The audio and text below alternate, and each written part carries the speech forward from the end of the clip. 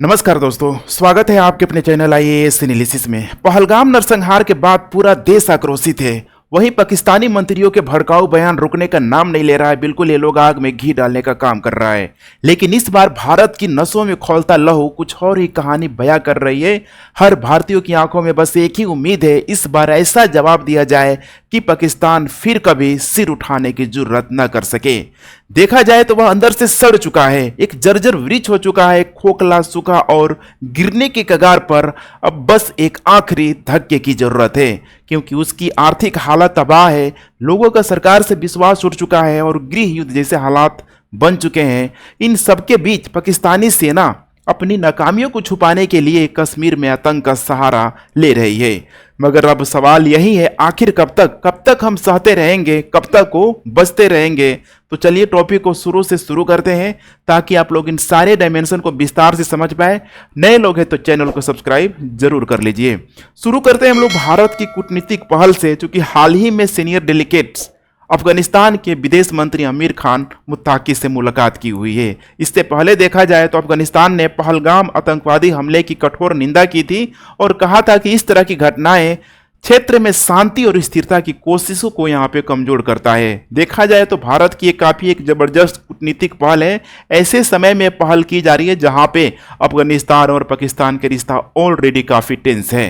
अब आइए बात करते हैं 2025 का पाकिस्तान, खोखली नींव पर खड़ा बिखरता मुल्क। इस समय देखा जाए तो पाकिस्तान अपनी सबसे बड़ी अग्नि परीक्षा से गुजर रहा है, जैसे कि आर्थिक दिवालियापन, कोई कर्ज देने के लिए भी जल्दी इसको तैयार नहीं हो रहा है, आतंकवाद की दलदल यहाँ तो पूछना ही नहीं है। इसके अलावा कई सारी पार्टियों के गठजोड़ की वजह से गठबंधन का सरकार, राजनीति का अस्थिरता, ऐसे ही विपक्ष की जो पार्टियां हैं, इमरान खान की पार्टियां, ऐसे ही यहाँ पे इतनी ज्यादा क्रिटिसाइज कर रही है।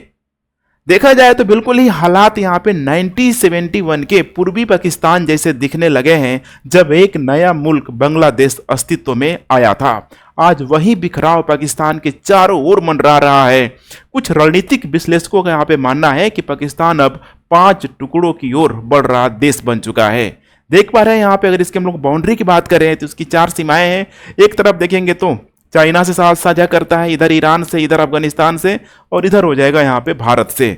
और पूरा का पूरा जो मुल्क है, मूलतः देखा जाए तो लगभग 4 भागों में बटा हुआ है। सबसे जो इसका इंपोर्टेंट एरिया है पंजाब है, पश्तून है, बलूच है, इसके अलावा सिंध है। इसके अलावा देखा जाए तो अवैध कब्जा वाला भी क्षेत्र है, जैसे गिलगित बाल्टिस्तान है, पीओके है। इसके अलावा एक और क्षेत्र है, इसको यहाँ पे फाटा भी बोला जाता है, इसको फेडरल एडमिनिस्ट्रेटिव ट्राइबल एरिया बोला जाता है। इसको यहाँ पे अभी विलय कर दिया गया है, 2018 में पख्तूनख्वा में यहाँ पे विलय कर दिया गया है। देखा जाए तो देखिए, कभी विविधताओं को साथ लेकर चलने वाला पाकिस्तान आज अपने ही बोए कट्टरपंथ और आतंकवाद के बीजों से टूट रहा है। सांप्रदायिक तनाव, अलगाववाद और चरमराती अर्थव्यवस्था ने स्थिति को और अधिक विस्फोटक बना दिया है। शहबाज शरीफ की सरकार से जनता का विश्वास लगभग यहाँ पे खत्म हो चुका है, समाप्त हो चुका है। जिन मुद्दों पर इमरान खान को सत्ता से हटाया गया था, इन्हीं पर देखा जाए तो मतलब जो ये प्रधानमंत्री है शहबाज शरीफ, बिल्कुल ही नाकाम साबित हो रहे हैं। अभी ये हॉस्पिटलाइज भी हो चुके हैं। महंगाई ने आम आदमी की कमर तोड़ दी है और इमरान खान की जो विपक्षी पार्टी है पीटीआई, इस जन असंतोष को उभारने में पूरी ताकत झोंक रही है। आज की सच्चाई यह है कि पंजाब को छोड़कर बाकी प्रांत नए नेतृत्व और आजादी की तलाश में है। पाकिस्तान अब नक्शे में सिर्फ एकजुट है, जमीनी हकीकत कुछ और ही कहानी कह रही है। बात करते हैं एक राष्ट्र कई पीड़ाएं, पाकिस्तान की टूटती नींव। आखिर कौन कौन से ऐसे फैक्टर है, कौन कौन से ऐसे कारण है जो देखा जाए तो पाकिस्तान को इस स्थिति तक लाने में अहम रोल प्ले किया हुआ है। आज पाकिस्तान के भीतर उठ रही बगावत की आवाजें अचानक नहीं है। ये सारे जो देख रहे हैं, सारे दिशाओं से जो लोग टूटन की जो प्रक्रिया शुरू हो रही है, ये अचानक नहीं है। इसकी जो जड़ें हैं वर्षों से दबी उस असमानता और दमन में है। खासकर पाकिस्तान में देखेंगे तो पंजाबी जो मुस्लिम समुदाय का वर्चस्व, जैसे कि राजनीति हो गया, सेना हो गया, अर्थव्यवस्था, हर कोने में साफ दिखेगा। यही जो इस्लामाबाद वगैरह है, वहीं से सेंटर से पूरी तरीके से इसको संचालित किया जाता है। ऐसे में बाकी प्रांतों को लगता है कि उन्हें केवल शोषण और उपेक्षा मिली है, जैसे कि उनके संसाधनों को लूटा गया है, अवसरों की गैर बराबरी पूरी तरीके से की गई है और उनके पहचान पर, आइडेंटिटी पर हमला किया गया है और कोई भी किसी की भी पहचान पे अगर हमला करेगा वो कभी भी बर्दाश्त नहीं करेगा। यहां तक कि भाषा के नाम पर जबरदस्ती की गई है। उर्दू को राष्ट्रभाषा बनाकर सिंधियों को, सोचिए हड़प्पा काल से चलता आ रहा है वैसा क्षेत्रों, सिंधियों को, पश्तो को, जो भी पश्तून लोग हैं, इसके अलावा बलूच भाषा, इनकी सभ्यताओं को पूरी तरीके से कंप्रेस किया गया है, दबाया गया है। और ऐसे में जिसने भी विरोध किया उसे सैन्य गुटों के तले यहाँ पे कुचल दिया गया। बलूच और सिंगठी संगठनों ने अब तक देखा जाए तो भारत, अमेरिका, संयुक्त राष्ट्र जैसे वैश्विक मंचों से समर्थन की अपील शुरू भी कर दी है। और यह केवल एक विरोध नहीं बल्कि पाकिस्तान के संघीय ढांचे के विघटन की आहट है। अब आइए बात करते हैं सिंध, सिंधु देश की पुकार। सिंध की बात करें तो यहीं आपको ये एरिया देखने के लिए मिल जाएगा। आपको समझ में आएगा कि आखिर ये जो चार, जो मैंने यहाँ पे अब क्षेत्र की यहाँ पे बात किया, थंबनेल में लगाया है कि एकदम टूटने की कगार पे चार कौन कौन से ऐसे क्षेत्र हैं और क्या क्या यहाँ पे ऐसा रीजन है जिसकी वजह से अभी मामला इतना टेंस बना हुआ है। तो नंबर 1 है यहाँ पे सिंधु। यहीं से आपको, ठीक है, सिंधु नदी का अपवाह क्षेत्र भी देखने के लिए मिल जाएगा। यहीं पे आके अरब सागर में गिरती है। तो सिंधु अर्थात सिंध की अगर हम लोग बात करें तो सिंधु नदी की गोद में बसी सिंधु घाटी सभ्यता की धरोहर और एक सांस्कृतिक पहचान का प्रतीक है। 1947 के विभाजन के बाद देखा जाए तो यह क्षेत्र पाकिस्तान में समाहित कर दिया गया था। तब से इसकी अस्मिता पर लगातार हमले किए जा रहे हैं। इसके अलावा यहाँ पे देखा जाए तो 1950 के दशक में लागू कर दिया गया पाकिस्तान के द्वारा 1 यूनिट प्लान, जिसने पूरे पश्चिमी पाकिस्तान को एक प्रशासनिक इकाई में बदल दिया। सिंध की स्वायत्तता छीन ली गई और पूर्वी पाकिस्तान के बारे में तो पता है कैसे भेदभाव किया गया था। इसके अलावा जो पंजाब, ये जो एरिया देख रहे हैं यही एरिया है पंजाब का। तो पंजाब प्रधान केंद्र सरकार ने सिंध के प्राकृतिक संसाधनों का दोहन किया। सोचिए अभी यहाँ पे जो कराची एयरपोर्ट है यही आपको देखने के लिए मिल जाएगा, लेकिन बदले में देखा जाए तो सिंध को केवल उपेक्षा और शोषण ही मिला। सिंधी भाषा हो गया, इसकी संस्कृति हो गया और इनकी आइडेंटिटी को दबाने की कोशिश की गई। 1967 में जैसे मैंने आपको बताया कि उर्दू को अनिवार्य कर दिया गया और इसके वजह से सिंधी जो जनमानस है एकदम मतलब समझिए कि जबरदस्त तरीके से मतलब स्ट्राइक पे उतर गया लोग। और 1971 में या फिर 72 में बांग्लादेश जैसे ही आज़ाद हुआ तो पूरी तरीके से ये भी मोटिवेट लोग हो गया कि हम लोग भी अब पूरी तरीके से सेपरेट होना चाहते हैं। इसमें देखेंगे तो काफ़ी इंपॉर्टेंट नाम है जीएम सैयद ने सिंधु देश का सपना देखा और उसी विचार ने कई राष्ट्रवादी आंदोलनों को यहाँ पे जन्म दे दिया। इसमें देखेंगे तो कई सारे पार्टी भी बन चुकी है, सिंधु लिबरेशन आर्मी, सिंधु जय सिंध फ्रीडम मूवमेंट, सिंधु देश रिवोल्यूशनरी यहाँ पे आर्मी। आज देखा जाए तो सिंधु नदी पर केंद्र द्वारा बनाए जा रहे बांधों को लेके, नहरों के खिलाफ लोग सड़कों पे उतर रहे हैं। और अभी तो सिंधु नदी का पानी रोकना बाकी है, फिर देखिएगा क्या होगा। देखा जाए तो यहाँ पे लोगों का जो आक्रोश है सैन्य दमन और जबरन गायब किए गए युवाओं के खिलाफ खुलकर सामने आ रहा है। इतना ही नहीं, कुछ समूहों ने भारत के प्रधानमंत्री नरेंद्र मोदी से भी समर्थन की भी अपील की है। यह देखा जाए तो एक देश की टूटती आत्मा की गूंज है जो अब देखा जाए तो ठीक है सीमाओं के पार भी अब पूरी तरीके से सुनाई दे रही है। वैसे ही यहाँ हम लोग बात करते हैं पश्तून की पहचान की जद्दोजहद। ये जो एरिया आपको दिख रहा है यही है पश्तून का जो इलाका है, बिल्कुल ये अफगानिस्तान से बॉर्डर शेयर करता है और ऐसे आपको दिखने के लिए यहाँ पे मिल जाएगा, जिसको ठीक है डुरंड रेखा भी यहाँ पे बोला जाता है। मेन कारण यही है डुरंड रेखा वाला जो आप यहाँ पे लाइन यहाँ पे देख रहे हैं इस तरीके से, पश्तूनों की जमीन इतिहास में डुरंड रेखा के जख्म से आज तक यहाँ पे करा रही है। 1893 में इसको खींचा गया था, ब्रिटिशरों के द्वारा यहाँ पे खींचा गया था और तब से पश्तूनों को अफगानिस्तान से अलग करके पाकिस्तान में डाल दिया गया, जिसे आज भी पश्तून स्वीकार नहीं करते। सबसे बड़ी समस्या है यहाँ पे। और इस डुरंड रेखा को लेके ही तो अफगानिस्तान और पाकिस्तान में सबसे बड़ी यहाँ पे कंट्रोवर्सी है। दोनों इस लाइन को मानने के लिए तैयार नहीं है। पाकिस्तान बनने के बाद से ही इन क्षेत्रों को सांस्कृतिक, आर्थिक और राजनीतिक रूप से यहाँ पे उपेक्षित किया गया। बार बार जो पंजाब ओरिएंटेड जो गवर्नमेंट है, इनके मतलब जो भी रिसोर्सेज है यहाँ पे भी लूट पूरी तरीके से हावी रहा पश्तून इलाकों में। यही कारण है कि आज भी गरीबी, बेरोजगारी सब आपको देखने के लिए मिल जाएगी। 2014 का मतलब बड़े मात्रा में इनके द्वारा मूवमेंट किया गया जिसका नाम है गरब ए अजब। मूवमेंट नहीं, एक तरीके से कह सकते हैं कि ठीक है बहुत बड़ा मतलब यहाँ के विद्रोह को दबाने की कोशिश किया गया। गरब ए अजब सैन्य अभियान ने लाखों पश्तूनों के लिए एक तरीके से कह सकते हैं कि विस्थापन और पीड़ा का कारण बना।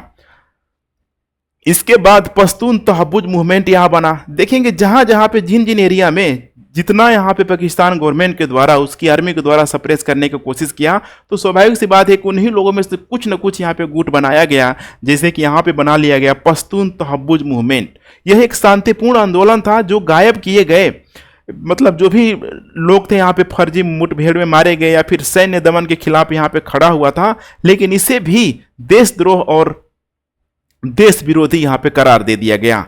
2021 में जब तालिबान की वापसी हुई, यह बताने की जरूरत नहीं है कि तालिबान को किसने शरण दिया और देखिए यहाँ पे तालिबान किसके खिलाफ यहाँ पे खड़ा हो गया।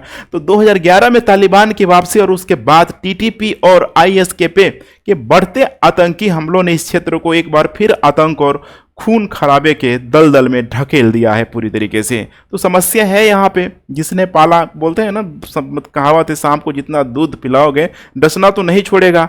समस्या ऐसी यहाँ पे लेकर आया डुरंड रेखा। तो यहाँ पे तालिबान के पास क्या है, टीटीपी है। यहाँ पे जैसे पाकिस्तान के पास आईएसआई है, वैसे यहाँ पे देखने के लिए मिल जाएगा टीटीपी आपको। तो 2024 में देखा जाए तो 1500 से अधिक यहाँ पे पख्तूनों को मार दिया गया, सोचिए। और आज पीटीएम के नेतृत्व में पश्तून युवा जो है अपनी पहचान हो गया, अधिकार हो गया और न्याय की मांग कर रहे हैं। कुछ समूह तो अब स्वायत्ता या स्वतंत्रता की भाई बात कर रहे हैं और यह संघर्ष धीरे धीरे उस मोड़ पे पहुंच रहा है जहां इतिहास 1971 को फिर से दोहरा सकता है। तीसरा नंबर है यहाँ पे बलूचिस्तान, दबे हुए स्वाभिमान की ज्वाला। 1947 में ये जो एरिया है बलूचिस्तान का, 1947 में जब आजाद हुआ तब बलूचिस्तान ने लगभग 227 दिनों की आजादी का स्वाद चखा, लेकिन बहुत ही अल्पकालिक था।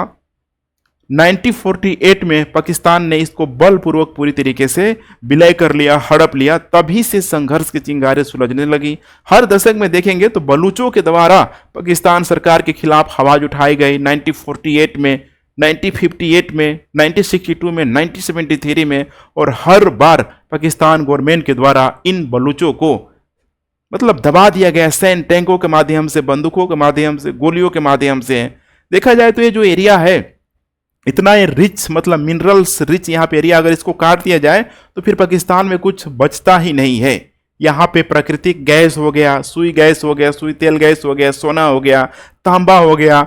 बंदरगाह से यहीं आपको नीचे बंदरगाह, ठीक है, ग्वादर पोर्ट आपको देखने के लिए मिल जाएगा। लेकिन यह जो रिसोर्सेज है, यह जो दौलत है, बलूचों के लिए नहीं है बल्कि पंजाब और विदेशी कंपनियों के लिए है, चीन के लिए। यहाँ पे ग्वादर जैसा सपना कुछ नहीं यहाँ पे देखेंगे तो ग्वादर इतना बड़ा वहाँ पे डेवलपमेंट का काम हुआ, लेकिन स्थानीय युवाओं के हिस्से बेरोजगारी और बेदखली ही आई। यहाँ पे देख पा रहे हैं, अब स्वाभाविक सी बात है कि रिटेलिएट होगा ही होगा। अब इनके द्वारा ही बलूच लिबरेशन आर्मी और बलूच लिबरेशन फ्रंट जैसे संगठनों ने यहाँ पे बंदूक उठा ली। जवाब में पाक सेना ने ड्रोन, लोगों को गायब करने और नरसंहार की रणनीति अपनाई। 2024 में बीएलए ने 130 पाकिस्तानी सैनिकों को मारने का यहाँ पे दावा किया। तब से देखा जाए तो बलूच ने दुनिया का यहाँ पे ध्यान खींचा हुआ है कि हम यहाँ पे अपनी आज़ादी के लिए लड़ रहे हैं। पहली बार पाकिस्तान के कार्यवाहक प्रधानमंत्री अनवरुल हक काकर ने खुद स्वीकारा कि बलूच लोग यहाँ पे आज़ादी चाहते हैं। ये एक ऐसा वाक्य था जो अब तक इस्लामाबाद की फाइलों में दबा रहता था। बलूचिस्तान आज बिल्कुल एक वोल्केनिक बन गया, एक ज्वालामुखी बन गया है, जिसकी आग अब दब नहीं रही है बल्कि फूटने के कगार पे है। बम पे बम मारा पाकिस्तानी सैनिकों पे। अभी 3-4 दिन पहले का न्यूज है, मैंने बताया था आप लोगों को कि एकदम 10 सैनिकों को, ठीक है, बम से सब उड़ा दिया। वैसे ही यहाँ पे पीओके, छले गए स्वप्न, दबा हुआ विद्रोह। देखिए क्या है, 1947 में ये जो पीओके का इलाका आपको दिखाई दे रहा है, ये जो इलाका है यहाँ पे, कश्मीर के बंटवारे के बाद जो हिस्सा पाकिस्तान के पास गया वही है पाकिस्तान अधिकृत कश्मीर, पीओके जिसको कहलाया गया। शिमला समझौते के तहत इस लाइन को यहाँ पे मान्यता भी यहाँ पे दी गई 1972 में। लेकिन इस कब्जे ने अर्थात पाकिस्तान ने जो वादा किया था स्वायत्ता का, ठीक है, मतलब जो दौर आएगा यहाँ पे, बदले में इनको कुछ नहीं मिला। पाकिस्तान के द्वारा इस पीओके के एरिया को दमन व उपेक्षा के अलावा कुछ नहीं दिया गया। सड़कें यहाँ पे देखेंगे तो कोई मतलब बिल्कुल बेकार है, टूटी है, बिजली गायब है, और जो भी रिसोर्सेज है वो इस्लामाबाद की झोली में ही जाता है। स्थानीय लोग देखा जाए तो खुद खुद को मतलब इनकी जो पीड़ा है ना, मतलब ऐसे समझिए कि एक गुलाम भारत नहीं, गुलाम पाकिस्तान के नागरिक मानते हैं। ये सबसे बड़ी समस्या है यहाँ पे। लोग यहाँ पे कहते हैं ना यहाँ पे अधिकार मिला ना पहचान, और जब आवाज उठाई तो फौज और आईएसआई ने बंदूकें सामने आ गई। मतलब पूरी तरीके से इनको सप्रेस कर दिया गया, दबा दिया गया। 2023-24 में जब रोटी और रोजगार की मांग को लेकर लोग सड़कों पर उठाए तो लाठी और गोलियां इन पर बरसाई गई। इसी से आप अंदाजा लगा सकते हैं क्या हाल हुआ होगा। अब कुछ खुलकर भारत से जुड़ने की बात कर रहे हैं, कुछ पूरी आज़ादी चाहते हैं, और 2025 में पहलगाम हमला और बढ़ते आतंकी हमलों ने हालात को और तरीके से गरमा दिया है। अभी झेलम नदी का पानी छोड़ा गया तो सबसे अधिक समस्या पीओके वाले लोगों को हुआ, मुजफ्फराबाद को सबसे अधिक समस्या हुआ। तो वहीं सब यहाँ पे इलाका है पीओके का, तो वहाँ के लोग भी समझ पा रहे हैं कि क्या हो रहा है, हम तो बीच में है। मतलब होता है ना बीच में, ना इस घाट के ना उस घाट के, यहाँ पे इससे अच्छा है तो बिहार तुमको स्वतंत्र कर दो। अदरवाइज देखो भारत में मुस्लिम ठीक ठाक है वहाँ पे, ठीक है। खुद देख रहे बगल में कश्मीर है, कितना टूरिज्म को वहाँ पर प्रमोट किया गया, कितनी बड़ी संख्या में भी 3-4 साल के अंदर टूरिज्म को लोग गया, कितने लोगों को रोजगार मिला। तो ये सब तो उन लोगों को भी यहाँ पे दिख रहा है। कुल मिला के देखा जाए तो भारत पाकिस्तान तनाव की लपटें अब सीधे पीओके तक पहुंच चुकी है। पीओके अब सिर्फ एक भूगोल नहीं, एक भूली हुई आवाज है जो अपने वजूद की तलाश में है। अब वह आवाज पूरी तरीके से गूंजने लगी है। अब फाइनली बात करते हैं हम लोग कंक्लूजन की। देखिए, सिंध बलूचिस्तान पश्तून क्षेत्र और पीओके ये सिर्फ अब भूगोल नहीं है। इस्लामाबाद अब दबा नहीं सकता है बंदूक, गोली और तोप के आवाज से, बल्कि विद्रोह की परिभाषाएं बनते जा रहे हैं। पंजाबी प्रधान सत्ता अब अपने ही भीतर विरोध की आग में झुलसने लगी है। दूसरी तरफ देखा जाए तो भारत के जो सब्र का बांध है पूरी तरीके से टूट रहा है। ऐसे में भारत के पास मौका है कूटनीतिक दबाव बनाने का, आर्थिक प्रतिबंध लगाने का, इसके अलावा सटीक सैन्य कार्रवाई का भी। इसके साथ साथ देखा जाए तो भारत ने सिंधु जल और डिजिटल स्ट्राइक को निलंबित करके ये दिखा दिया है कि हम रुकने वाले अब तो बिल्कुल नहीं है। अब समय है कि भारत इस जर्जर वृक्ष को उखाड़ फेंके ताकि पाकिस्तान दोबारा ऐसी हिमाकत न कर सके। आप लोग अपना कमेंट करके अपना ओपिनियन बता सकते हैं।